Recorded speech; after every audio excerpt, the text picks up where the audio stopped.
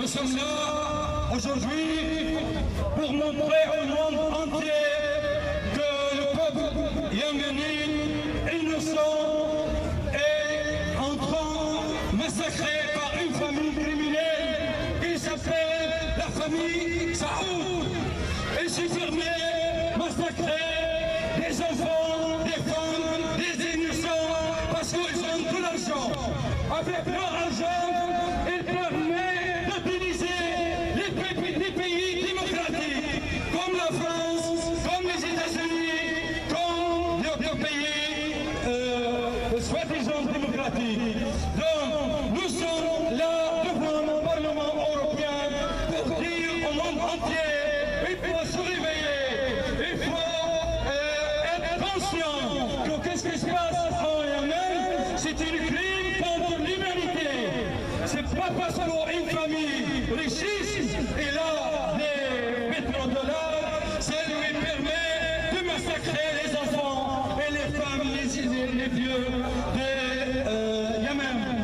Donc nous sommes là pour dire à la famille Saoud qu'on est tous des Yéménites. Nous sommes tous contre vous, famille Saoud. Nous sommes tous avec les autres du Yémen. Nous sommes tous avec les révolutions de Yémen. Nous sommes tous là pour dire à bas les Saoudites, la famille Saoud. Comme on a fait en Syrie, malheureusement, avec la même famille, le même argent, on a massacré les innocents, on a détruit la civilisation, on a essayé d'éradiquer une histoire assez profonde, une fierté pour le monde entier. Avec leur argent, on essaie actuellement de faire les mêmes choses au Yémen. Le Yémen, c'est la famille, au Yémen, c'est la dynastie du Sabah, si vous ne connaissez pas le Yémen. Le Yémen, la reine Balkis, elle était là-bas il y a des milliers d'années comme la famille Saoud. Ils ont été en train de voir les urines des chameaux. En Syrie, pareil, vous avez la dynastie de la civilisation complètement. La reine Zenobi, quand là-bas, en Arabie Saoudite, qu'il y avait la haine, parce que vous savez actuellement, c'est une guerre de civilisation. La reine de Safa, Balkis, et la reine de Nord, Zenoubia, contre Akilat al-Akkad, qui a mangé les cœurs, qui a mangé les forts. C'est la famille Saoud, c'est les descendants de Hind. Et les Yéménites, c'est les descendants de Balkis. Et les Syriens, c'est les descendants de Zenoubia. Donc, ça n'a rien à voir avec la civilisation syrienne, la civilisation yéménite et les Bédouins en Arabie Saoudite. Malheureusement, ces Bédouins-là, avec les Bédouins, ils ont eu d'argent. Ils ont eu beaucoup d'argent. Avec cet argent-là, ils ont mis le monde entier sous leurs pieds. Ils sont en train d'acheter le monde entier comme des mercenaires pour aller là-bas combattre et éliminer et massacrer des enfants innocents. Donc nous sommes là pour dire au Yémen, pour dire à la Syrie, pour dire à l'Irak, pour dire au Népal, que nous sommes tous des Yéménites, des Syriens, des Irakiens, des Libanais. Nous sommes là tous pour dire à la famille Saoud, avec tout votre argent, elle ne peut pas vous protéger. Vous allez tomber tôt ou tard. La famille Saoud, vous allez tomber tôt ou tard avec les membres des révolutionnaires yéménites, sur les bases des Yéménites, sur les pieds des Yéménites au Yémen, et sur les pieds des Syriens en Syrie, et sur les pieds des Irakiens en Irak. La famille Saoud, l'argent ne vous protège pas. La religion est neutre, comme le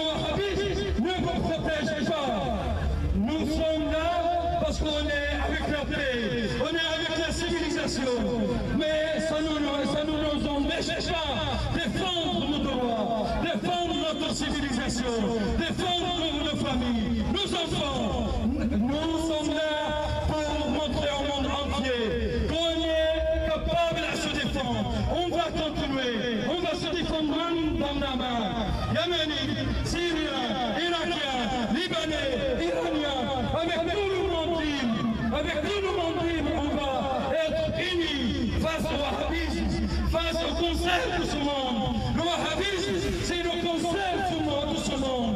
Mais malheureusement, avec l'argent, il arrive à acheter des pays assez grands, assez profonds, comme l'histoire et les droits de l'homme, comme la France, comme les États-Unis, comme la Grande-Bretagne, comme l'Allemagne. Mais malgré ça, le peuple européen, français, anglais, américain, allemand, un jour il va se révolter. Il va dire alors, gouvernement, arrêtons là, ça suffit, il commence par le sang des innocents, en Syrie et Yémen, en Irak, en Liban, en Libye, partout dans le monde civilisé. Donc, nous sommes là, unis, on restera unis contre la dynastie wahhabiste, le cancer wahhabiste, partout dans le monde, à part l'Arabie Saoudite, à part la famille Saoud. Vive le Yémen, vive la Syrie, vive l'Irak, vive le Liban, vive l'Iran. Merci. Congo ne passera pas.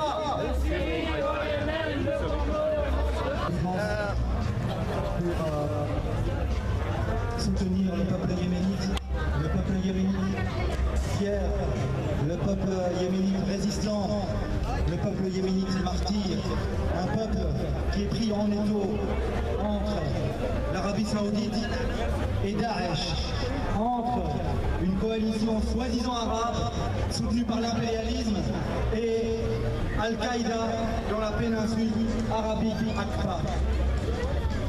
Ce peuple n'a rien demandé si ce n'est vivre dans la dignité, vivre de manière souveraine et libre. Et aujourd'hui, que voit-on? Encore et toujours le même scénario. L'impérialisme occidental, la France en tête, soutient les pires terroristes, les pires barbares qui sont venus dans cette terre bénie du Proche-Orient.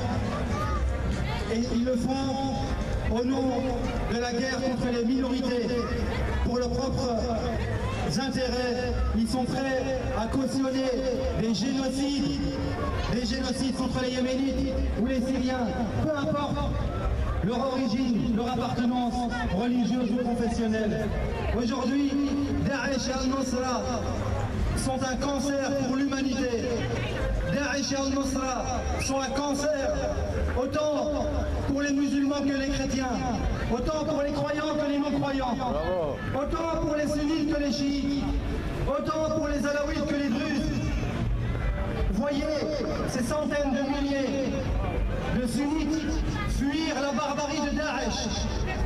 Nos frères sunnites viennent s'installer dans des villes chiites ou dans des villes alaouites, à la fois en Syrie et en Irak. Et ils viennent nous dire, ils viennent nous raconter que Daesh et Al-Nusra sont la voix des sunnites. Ils sont les fossoyeurs du sunnisme, ils sont les bourreaux du sunnisme. Ce sont des imposteurs, ce sont des fascistes qui veulent mettre les peuples libres à genoux. Et qui est derrière tout ça? Encore et toujours le même acteur. Cette famille des Saouds, cette mafia qui fout le trouble dans tous nos pays. Il y a un lien entre tout ce qui se passe dans nos pays. Hier, une mosquée chiite à Al-Khatif a été la cible de Daesh. Il y a eu un soulèvement du peuple bahreïni qui a été écrasé. Il y a une avancée des mêmes Daeshiens, de ces mêmes terroristes, du côté de Daraa et du côté d'Idlib. Tout cela fait partie du même plan. Les acteurs sont les mêmes. C'est la famille El Saoud et en particulier la famille El Soudairi. Après la mort du roi Abdallah, il y a eu un putsch au sein même de l'établissement saoudien. Et ce sont les pires aujourd'hui qui sont au pouvoir. C'est tous les copains de Bandar. C'est tous les pires ennemis, les prédateurs de l'humanité qui n'ont que faire des sunnites et des chiites. Tout ce qu'ils veulent, c'est remplir leurs poches et servir les intérêts des États-Unis et d'Israël. Bravo! Leur projet, humilier les musulmans, humilier les chrétiens, humilier les yézidis, les druzes, les kurdes, les arabes, les turkmènes, pour Israël et pour les États-Unis. Chers amis, la cause yéménite n'a rien de confessionnel. Bravo! La cause syrienne n'a rien de confessionnel. Même pas la cause irakienne. Dans ces trois pays, il y a une résistance nationale, populaire, unitaire, pour l'indépendance et pour l'unité de tous les Arabes et pour l'unité de tous les musulmans. Mais voyez ce qui se passe. Les vrais nationalistes arabes, ils sont exclus de la Ligue arabe. La Syrie a été exclue de la Ligue arabe par une mafia, celle des Saouds. Ils viennent douter de l'identité arabe des Yéménites, alors que les Yéménites sont le cœur, sont le berceau de l'arabité. Bravo! Aujourd'hui, ils s'attaquent, je parle des Saouds, je parle de Daesh, de leurs Daeshiens, des Nosraouis, du Front islamique de Zaran Alouch, tous ces groupes, toutes ces mafias, tous ces corrompus, tous ces mercenaires veulent détruire, veulent terrasser notre civilisation. Aujourd'hui, ils s'attaquent officiellement aux chiites qu'ils considèrent comme des sous-hommes, comme des Untermenschen. Oui, comme des Untermenschen. Aujourd'hui, les chiites sont considérés comme des moins que rien dans le monde arabe. Il y a une telle haine envers les chiites, c'est une catastrophe. Une haine, une xénophobie anti-chiite à Riyad, mais aussi à Bruxelles, dans nos rues, et à Paris et ailleurs. Mais cette même haine qui se déchaîne contre les chiites et contre les alaouites aussi, et contre les chrétiens, et contre les druzes et contre tous les autres. Elle existait du temps de Nasser. À l'époque, l'ennemi principal, c'était les communistes. À l'époque, l'ennemi principal, les Saoudiens étaient ennemis des communistes, ils étaient ennemis de Nasser. Ils ont tout fait pour détruire le nationalisme arabe. Aujourd'hui, l'antichiisme n'est qu'un prétexte. C'est la même idéologie qui est derrière. C'est une idéologie de domination qui refuse que les Arabes soient unis, qui refuse que les Arabes soient fiers, qui refuse que les Arabes dépassent leur identité tribale, ethnique et confessionnelle. Tel est l'enjeu, chers amis. Il ne s'agit pas d'une guerre décennique contre les chiites, il s'agit d'une guerre de domination, de l'impérialisme, aidé par Israël, contre tous les peuples de la région. C'est l'idée qu'on doit transmettre à tous nos frères, tous ceux qui sont dans une fausse route, qui combattent sous fausse bannière, tous ces musulmans trompés, qui croient que leur salut viendra de l'extermination de tous les chiites et de tous les alaouites. Mais quelle misère! Comment peut-on croire que l'on puisse vivre libre et heureux si on se ressemble tous? Notre force, c'est notre diversité. Peut-on imaginer un monde arabe? Peut-on imaginer par exemple une Égypte sans les Coptes? Les Coptes font partie de l'Égypte. Ils sont la clé de voûte de l'identité égyptienne. Peut-on imaginer une Syrie sans Alaouites? Les Alaouites, ce sont les indigènes. Ils ont vécu là, ils vivent là depuis des millénaires. Ce sont des Levantins, ce sont des Sémites. Ne l'oublions pas. Peut-on vivre sans les Yézidis? Ou sans les Melkites? Ou sans les Arméniens? Tous ces peuples sont des fleurs qui enrichissent la terre arabe. Nous devons les défendre et nous devons protéger nos majorités, les sunnites, qui sont eux aussi victimes de Daesh et d'Al-Nusra, qui sont pris en otage par des xénophobes dont le siège, dont le QG se trouve à Riyad. L'idéologie de Daesh, elle est au pouvoir à Riyad, ne l'oublions pas. Notre force et notre unité. Expliquons à nos frères sunnites qui croient que leur ennemi est chiite, expliquons-leur que leur liberté passe par notre liberté aussi, que leur liberté passe par notre unité. Soyons unis pour défendre la Palestine, pour défendre le Yémen, pour défendre Bahreïn, pour défendre la Syrie, pour défendre l'Irak, pour défendre tous les Arabes, parce que défendre les Arabes, aujourd'hui, c'est sauver l'humanité. Et je pèse mes mots, parce que le monde arabe aujourd'hui est victime de Daesh. Daesh est un empire terroriste qui gouverne sur 10 à 11 millions de musulmans. Mais demain, cet empire massacrera les chrétiens en Europe, il massacrera les laïcs en Europe et ailleurs. Soyons unis mes frères, soyons unis contre ce cancer. Ils cherchaient les armes de destruction massive qui n'existaient pas en Irak. En fait, la principale arme de destruction massive dans le monde arabe et musulman, c'est Daesh et son idéologie pourrie. C'est Daesh l'arme de destruction massive. Protégeons-nous d'eux, résistons main dans la main, quelles que soient nos origines, quelle que soit notre couleur, quelle que soit notre conviction politique, quelle que soit notre confession. Merci de m'avoir écouté. Organisateurs d'avoir organisé bien sûr cette manifestation qui doit nous rappeler quelque chose. Il doit nous rappeler ce qu'on appelle ce phénomène de printemps arabe. Ce printemps arabe qui, comme cette journée-là, c'est plutôt un hiver interminable. Ils ont créé une situation chaotique qui est en train de créer une régression culturelle, sociale, économique et politique des différents pays du Proche et du Moyen-Orient. Et quand je vous dis il, je vais, comme tout à l'heure Barbare l'a dit, dénoncer un projet américano-sioniste. Et ce projet-là, il date depuis Kissinger, Brzezinski, sur lequel ont travaillé les services secrets américains et israéliens. Aujourd'hui, la Syrie est déstabilisée comme l'ensemble des pays arabes à cause de ce complot qui vient de Moyen-Orient en de mini-entités confessionnelles qui se déchirent, qui se battent entre elles et qui se battent à l'intérieur de chaque entité et de chaque communauté.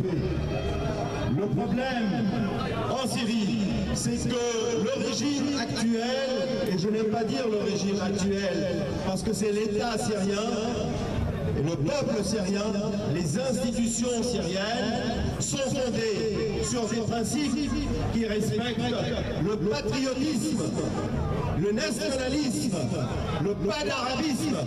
Or aujourd'hui, tout cela est battu en brèche. Pourquoi? Pour créer un phénomène qui n'a rien à voir avec d'ailleurs l'islam et qui est celui de l'islamisme. Autrement dit, la manipulation, l'exploitation de la religion à des fins politiques. La Syrie constitue ce dernier rempart contre l'émergence de l'islamisme dans le Proche et le Moyen-Orient. Et c'est la raison pour laquelle que l'ensemble des gens qui sont inféodés, des États qui sont inféodés aux États-Unis et qui sont inféodés au lobby sioniste sont en train d'aider Front al-Nusra, Daesh, EIL, je ne sais pas quoi. Et ce n'est pas moi qui le dis. Le 8 décembre 2014, c'est le secrétaire général des Nations Unies, Ban Ki-moon, qui a dénoncé le fait qu'Israël est en train d'aider le Front al-Nusra. Donc, ce qu'il faut arrêter de demander qu'on arrête ce cirque médiatique, cette manipulation, cette propagande, cette guerre de nerfs, cette guerre médiatique dans laquelle on a présenté la situation en Syrie s'agissant de manifestations pacifiques, de gens pacifistes et qui sont matés par les forces de l'ordre. Quand la situation a commencé comme ça en Syrie, quand la situation a éclaté, je sentais cet avenir. Et je dénonçais cela en disant, pouvez-vous m'expliquer expliquer le fait, comment se fait-il que ces manifestants soi-disant pacifiques peuvent détruire des chars militaires que même l'armée israélienne est incapable de le faire. Eh bien, petit à petit, quand ces djihadistes qui partent d'ici, de l'Europe, avec les yeux fermés des autorités européennes, pour aller commettre ces génocides et ces massacres en Syrie, eh bien, quand ils reviennent sur le territoire et ils commettent ces pires atrocités, et c'est à partir de là qu'on a senti le danger.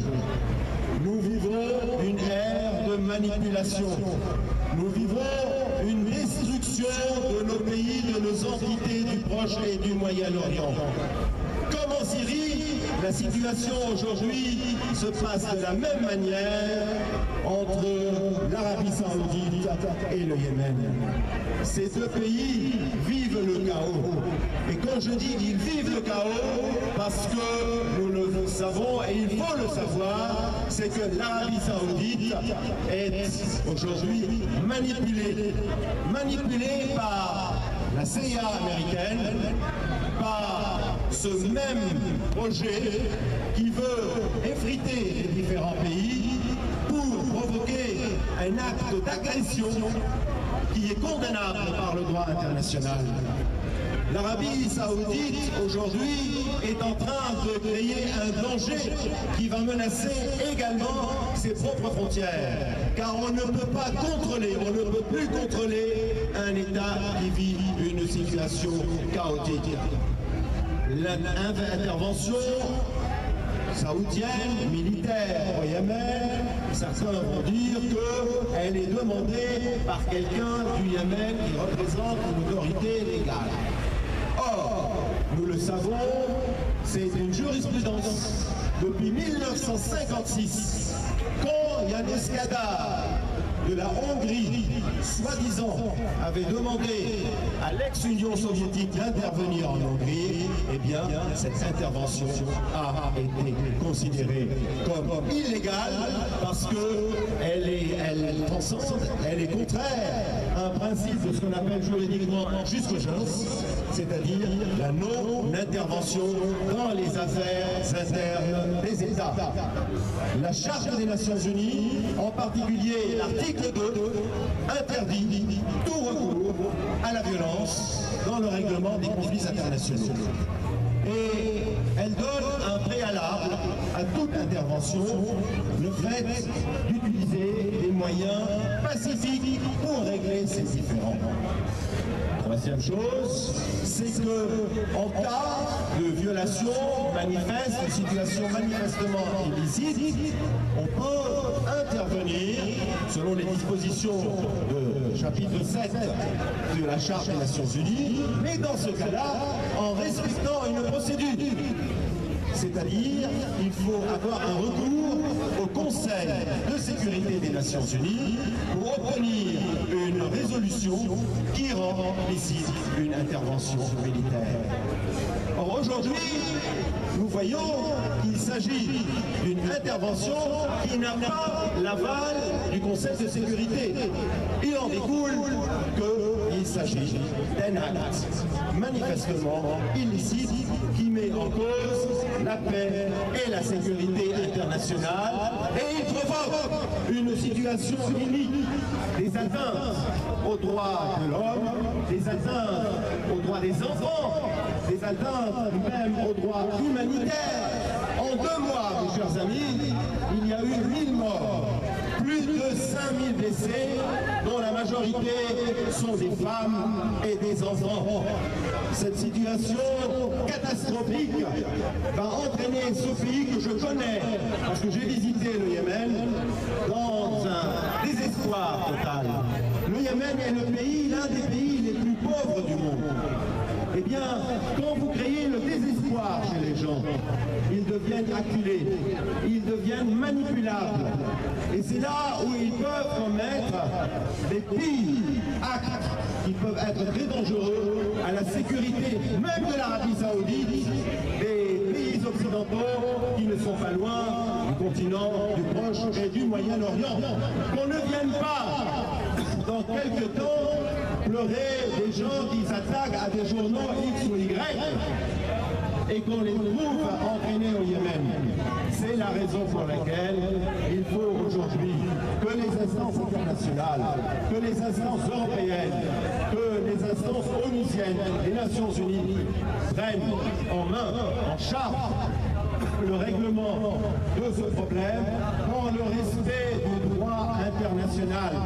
Autrement dit, trouver une issue légale, pouvez aider ces gens à retrouver un consensus de médiation et de négociation, et ce n'est pas le contraire.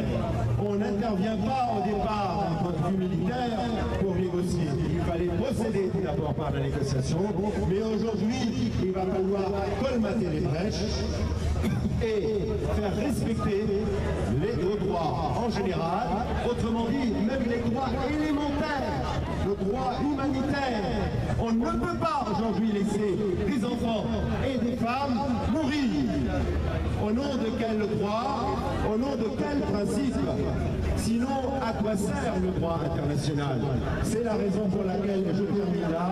Il faut appeler les instances internationales, en particulier les instances européennes, car le Yémen, le Moyen-Orient n'est pas loin de nos frontières européennes, mais également les Nations Unies, qui malheureusement, depuis Ban Ki-moon, ne représentent presque plus rien, mais apprendre de nouveau leur place sur la scène internationale, qu'ils prennent en charge ce dossier, qu'ils fassent appliquer le droit international, sinon, malheureusement, nous allons vers une situation chaotique où règne le plus fort, et c'est lui qui marquera ses règles sur le plus faible.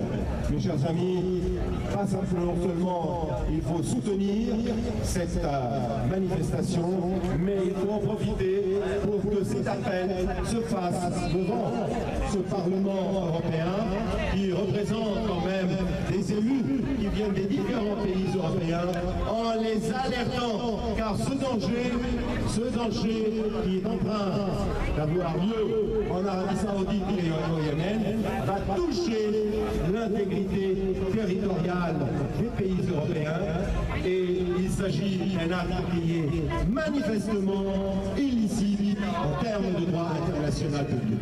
Je vous remercie.